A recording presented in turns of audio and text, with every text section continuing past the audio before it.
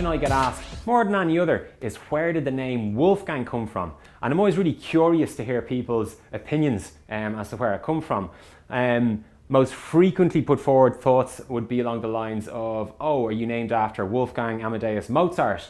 And yes, he's a genius in art and science, but no, he wasn't the inspiration for the name. Another option that gets offered is it's a German name, and the Germans are known for being very efficient. They have their Vorsprung Deutsch technique. Is that where the name came from? And yes, I love all those allusions, but no, that's not the inspiration for the name.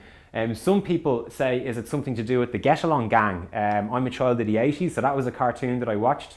Montgomery Moose was a hero of mine, but no, that's not the inspiration. Not consciously the inspiration for Wolfgang Digital. So we used to be called onlineadvertising.ie. That's what you did in 2007, is you called yourself what you did and you ranked top of Google. Unfortunately, we never got one client from someone who'd sat down and searched for online advertising and come to our website, because if you're searching a generic term like online advertising, you actually don't know what you want. And once the business started growing and we were developing a profile, I realized I need a brand, not a generic term. So I wrestled with this for about a year. I found it really difficult to come up with a brand. I tortured myself. It was back at a time when I had hair and I was literally pulling my hair out, and I had awful names. I had names like Chatterbox Marketing. I had some version of Big Mouth Marketing. I even had Fat Cop Advertising. I'd gone as far as getting a logo done for a big New York City Fat Cop advertiser directing traffic. Like awful, terrible names. And as I say, this is becoming increasingly stressful for me. And after about 12 months, I said, I need to bite the bullet. I can literally remember on the train on the way into work saying, I need to just get a name, walking in, pulling my hair out. And when I came into the office that morning, I noticed our goldfish bowl was empty. And I said, where's Wolfgang?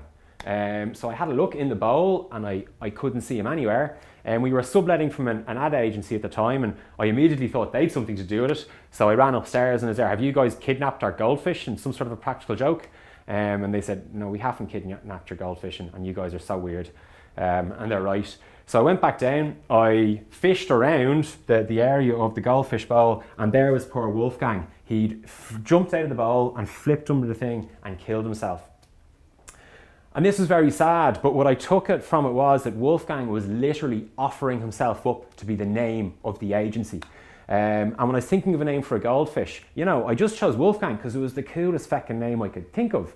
But when I had all the other layers of anxiety around a brand, I was just paralyzed. So in that moment, it was very sad. We gave him a good burial, and we called, he's actually buried in the front garden of that ad agency's office.